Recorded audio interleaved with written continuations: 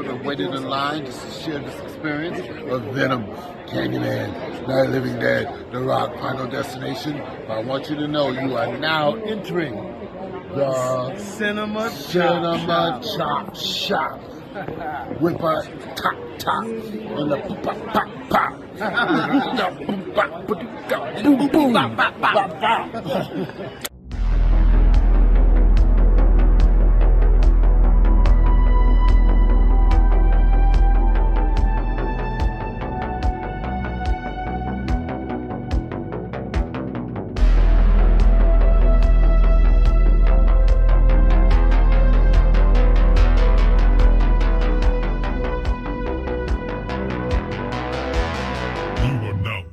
The Cinema Chop Shop. What's going on, everybody? It's Davey from the 80s, and you are now entering the Cinema Chop Shop, so park your ass right there. While you're there, don't forget to hit the like, the share, and the subscribe button. And today I got a little bit of movie news. Now, it was just brought to my damn attention that Sony, this is a rumor by the way, Sony, after the failure of Kraven the Hunter and all their other little Spider-Man properties, they are considering selling the rights back to Disney. That's a good thing, and it's also a bad thing. One, because what the hell happens to Enter the Spiderverse Part 3? What happens to Spider-Noir that Nicolas Cage is working on in his partnership with Amazon? What happens to the projects that are already in the pipeline? The only reason it's a good thing is because then you can finally have Spider-Man fight some actual cool villains, and you can have said villains introduced into the Marvel Cinematic Universe.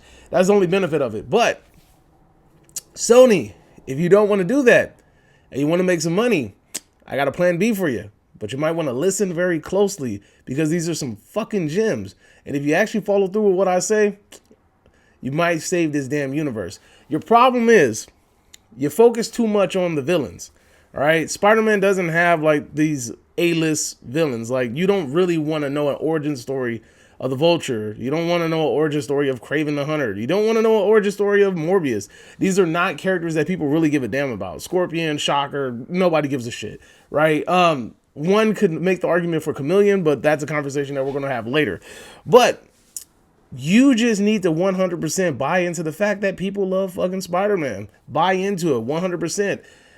Go that route. The reason why Spider-Verse was so freaking like fantastic and people loved it and it did so well is because everybody loves Spider-Man. Everybody likes Spider-Man. Everybody likes the variants of Spider-Man. So with that idea, just make movies about the variants of Spider-Man, kind of like what you're doing with Spider-Man Noir and the Amazon series. I think that's a fantastic freaking idea. Also with Silk, apparently, that you guys are working on as well. Fantastic idea. Go with the variants. People love that shit. But anyway, so let's go ahead and get into it. Number one, why don't you just go ahead and make a Spider-Man 2099 film? Spider-Man 2099 has to be one of the most popular variants of the Spider-Man universe or whatever, the Spider-Verse, whatever you want to call it. He's one of the popular ones. And on top of that, with movies like Total Recall and movies like Blade Runner, you can use those as a reference to have like that techno-noir look, like that futuristic look. Just use that as a baseline template. And then you can use the color grades of the blues and the reds, and it'll accentuate the suit of Spider-Man 2099. I think that would be a fantastic idea to go with. But the fact that you guys haven't even thought about doing this, and instead you focused on Madam Web, that tells me where your mind is at. You should have went with the Spider-Man 2099. But it's still on the table. I say go for it. Then you also have Miles Morales. Miles Morales has to be one of the most popular incarnations of Spider-Man as well too. He's very well known. People love freaking Miles Morales. This is the reason why Enter the Spider-Verse is doing so well. As soon as you saw Enter the Spider-Verse do well, you should have automatically casted a freaking Miles Morales for a live action movie. Look at Moana. Moana saw that this movie is going to be good. They already started making a live action version. You got to be smart about it.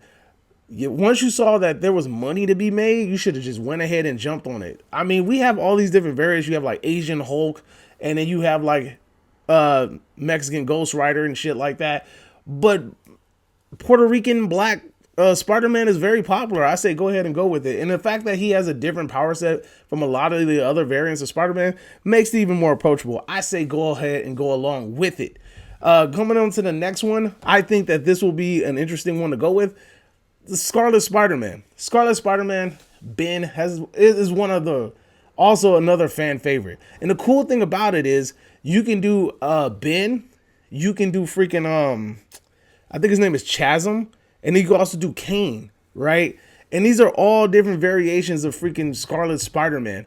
And you can have 3 different movies: the book of Scarlet, the book of Kane, the book of Chasm, right? And just kind of go at it like that.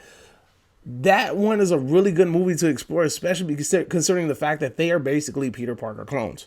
And then you also introduce the Jackal, and that's a conversation for another day. But those movies would be pretty cool to do. And it's a Spider-Man movie, but also, again, you got a different type of Spider-Man. This is the thing.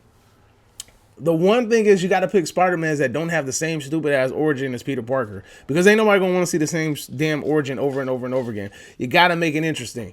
And that would be Scarlet Spider-Man, definitely. You could also do a What If Spider-Man. There's a What If comic book out there about what if Spider-Man kept the black symbiote suit, and dude becomes dark as shit. He starts killing people. He goes all crazy. It's a wild thing. I think J. Jonah Jameson ends up getting a freaking Doc Ock suit and shit and tries to fight him. It's a wild ride. But the fact that you could just do a rated R Spider-Man movie speaks volumes. And then it's like he has a black hair. He has a little emo look and stuff. You can find you a nice little emo heartthrob out there to just go ahead and cast as Spider-Man. It's a real simple task. And you get to make it rated R because this Spider-Man don't give a damn and he kills people. And it's also an Elseworld scenario, so it's a what if, and you don't have to make it like canon or make it tie in with the rest of the Spider-Man storyline. It could be his own thing, kind of like how the Joker was for DC, right? You can make it his own standalone thing in a separate universe.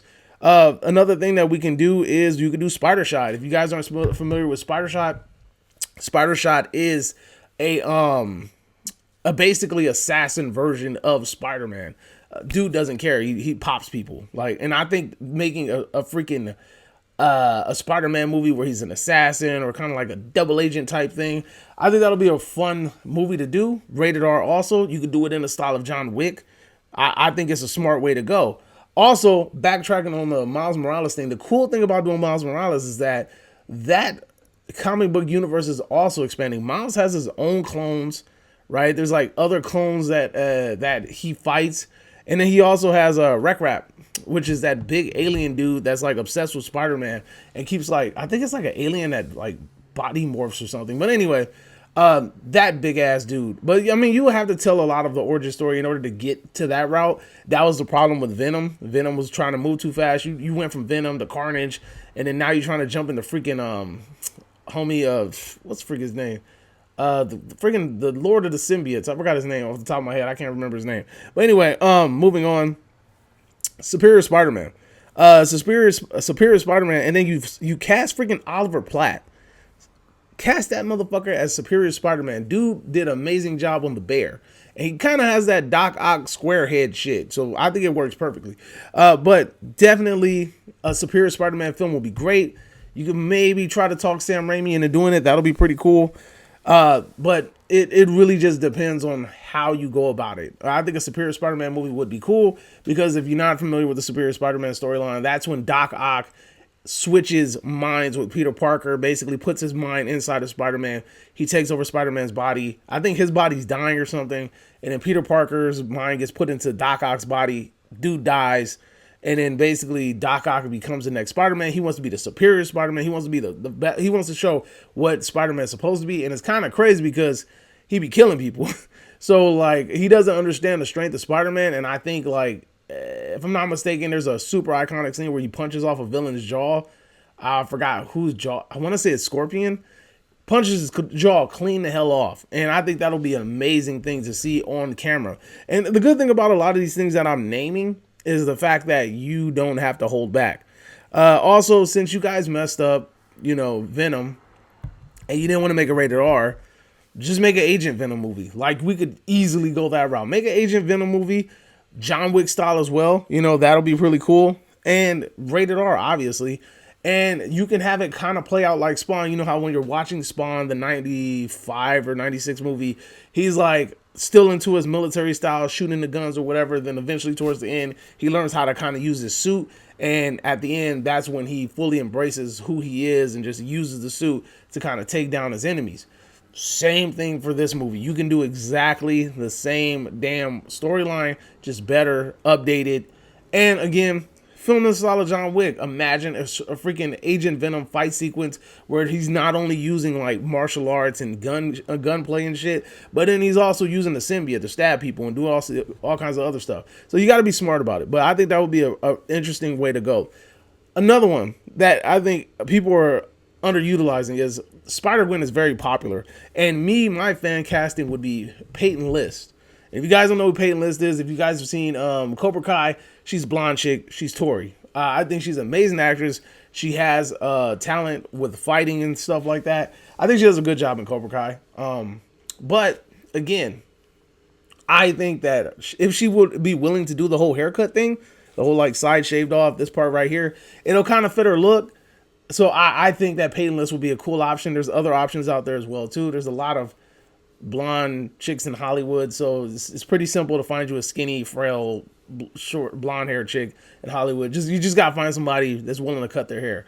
But Spider-Gwen is a very popular character. She's became very popular after the end of the Spider-Verse movie. A lot of people kind of resonated with her, liked her. Costume's pretty cool, and you can get some really cool shots with how her suit looks. I think that'll be really cool.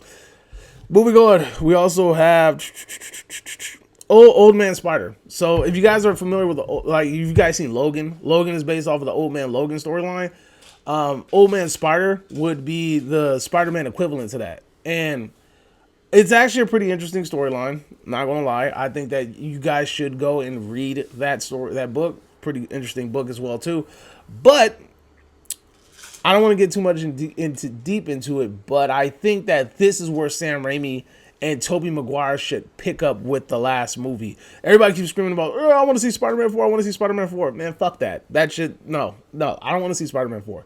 Do not try to pick up where you left off at, especially because Tobey Maguire looks fucking nothing like what he looked like back then. I've seen images of people made where they kind of like aged Tobey Maguire a little bit, made him look a little bit older, a little bit more rugged, gave him a cool looking out, gave him the Old Man Spider-Man suit, and honestly, it looks badass. I think they should definitely go with the Old Man Spider-Man arc. I think that it's more fitting. You can have Sam and Tobey come back and say their last hurrah. And I think the storyline to that one is just so damn perfect for a Sam Raimi and a Tobey Maguire. And I think that would be a very nice farewell for the audience, especially those who are fans of the Raimi trilogy. So I think they should definitely go about it like that. Again, Sony, you guys got the pockets. You just got to stop being scared to use the money that you have. This next one, Spider-Punk. I have a really cool idea for this. So if you could do Spider-Punk, right? But then you film it like Scott Pilgrim versus the World. And then you can even get Edgar Wright, who was the damn director for Scott Pilgrim versus the World. I think that would be a fantastic movie. Like, imagine like you're watching it and you have like these little cartoony effects pop up as dudes playing music and shit. We are the Sex Bombs, like shit like that. How that happened in Scott Pilgrim versus the World. That infused with a Spider-Man movie would be dope as hell. Now, please do not go and find you the first Kodak Black looking motherfucker and cast him as a Spider-Punk. Please don't do that. Go find you somebody that can actually act, and don't go looking to fit the part based off of Into the Spider-Verse. Like, I know people are going to be like, yo, that's the idea that I'm resonating with, but to me that looks like a perkhead version of freaking Kodak Black, and I can see it, but at the same time, he looks more like a drug addict than like a punk rock star. I'm just saying that. But I really think that would be a cool movie. If you don't want to do a movie, I think a series would be cool. A little cool, quick 8-10 episode series. Kind of like what you're doing with Spider-Noir and Nicolas Cage. I think that'll be pretty cool. I think that's a really cool one. My last one, at least for the Spider-Verse idea, would be Anansi, the first Spider-Man.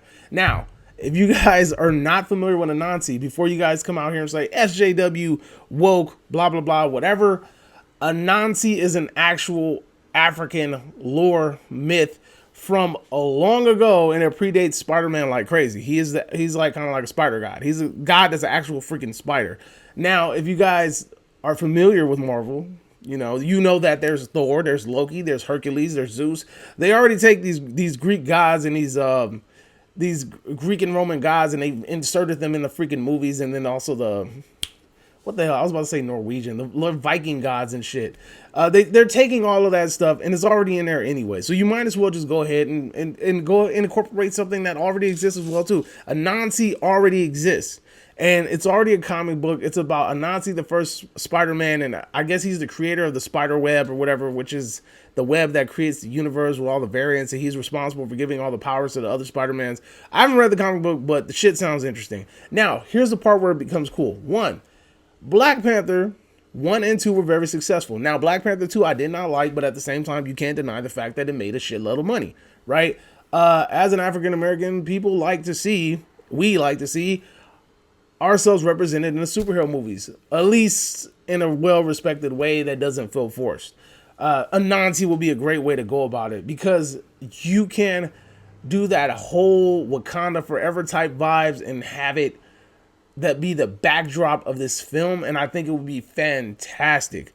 Now, if you can just go ahead and just snatch Ryan Coogler from Disney just for a little bit and borrow him for this movie, I think that would be the even more perfect merger, because Anansi, the first Spider-Man movie, would be freaking fantastic, especially if you get Ryan Coogler to do it. The thing is, Sony, in order to make this work, you got to get actors, you got to get directors, and you got to get properties that people actually want to see. I think that all the properties I just listed, those are sure bets. Those are things that are definitely going to make money. So if you don't want to sell it to Disney, I think the smartest thing to do would be to go the route that I just said. But if you don't want to do that, you can always do these other movies. So these characters are like some mercenary movies, and all these movies can be made like a John Wick style movie. They don't really take much to do. Like I mentioned earlier, Chameleon would be a pretty cool movie, learning how he went through the ropes or whatever, and went to disguise school or became a master of disguise or whatever the case may be. However you want to go about it, you can have Chameleon go about it like that. I mean, it's kind of like what DC's doing with their freaking villains, how they just did Penguin, and they're going to do a Clayface, I think. And then they're also doing like a Bane and Deathstroke movie, I believe. So, I mean, you just got to be smart about it. And I think a smart movie about Chameleon would be cool. But then you also got characters like the Tarantula, Black Rose, Silver Sable, and also Black Tarantula. These are all like mercenary type characters or assassins type characters. I think it plays easier on the audience because you have these characters that aren't really like big ass names, but at the same time, it's an easy movie to make because all you got to do is just make it badass. If you make it badass, then that's all that matters. You know, I mean, I get it. You're probably going to have to find a villain, or you're going to have to find an antagonist for these movies. It might be a little bit complicated, but it might not be as hard as you think. I mean, think about it. John Wick had the most civilianized characters ever. It was just like, I'm going to kill all these people until I get to you. And the villain isn't some big bad, some dude that's like some hard person to kill. It's a regular ass dude. It was really just the journey to get there was hard. You know, it's the same thing with like, if you guys saw, what's that movie? The one about, starts with a T. But anyway, it's about the dude that's like a mercenary. He's like looking for gold. It's made by the same people that did John Wick. And he basically goes and he kills a bunch of people until he gets to the last person at the end. It was like a German Nazi officer. Anyway, but that was also a dope ass movie too. Anyway, these are the things that I think can save the Sony universe. The problem is Sony just needs to put the money where their mouth is. You don't need to sell the property to Disney. You know, the mouse is already kind of greedy. He always gets what he wants any damn way. You can be smarter about this, Sony. I mean, again, people want to see Spider-Man. If you don't want to pull out Tom Holland's Spider-Man, then do these ones I just listed. Most of them are like in other universes and shit. And again, if they hit, right? If they hit, you bring Tom Holland back, then you can have Tom Holland interact with these damn characters. You know, you just gotta, the thing is, you gotta make characters that could possibly resonate with the audience. Stop doing these whack ass PG-13 cookie cutter ass movies and shit. That's the problem. That's what you're doing. You're also picking villains that nobody gives a shit about. You know, nobody gives a fuck about Morbius. Every freaking Spider-Man character that I named from this list is way more popular than Morbius, but way more popular than Kraven the Hunter, way more popular than any of the damn people, these side quest movies that you've been making. But I will say that the only ones that probably didn't were Anansi, maybe, who else? I forgot the other one. Anansi, and then also Spider Shot, the assassin Spider-Man. Those two are probably like the least known ones, but at the same time, easy to make. Well, at least for the Spider Shot. Spider Shot, just make it like John Wick. You're good. Anansi, like I said, make it like freaking Black Panther. Have a lot of culture in it. People are going to show up to see that. The thing is, Sony, you just got to be smart. You guys have a boatload of freaking property to use, and you're just not using it, utilizing it. You're just trying to use names that you feel like people would love and people would like kind of resonate with. Just pick Spider-Mans. That's it. That's all you got to do. You have 2099. 2099 would have been an easy bet to go over any of these movies. You have Agent Venom. Easy bet over the movies that you made. Freaking Miles Morales, easy bet over all the movies that you made. It's really easy to do these damn movies. Old Man Spider-Man, that is a fucking fantastic idea. The what if scenario with the Venom symbiote staying on Peter Parker. Easy money. You guys are just bullshitting and you don't want to fucking think. Anyway, that's all I got. Let me know if you agree or disagree, whatever the case may be. Drop it in the comment section down below. And you are now exiting the Cinema Chop Shop. Hope you guys are having a great day. Adios, homies. I want to play a game. Subscribe now. The choice is yours.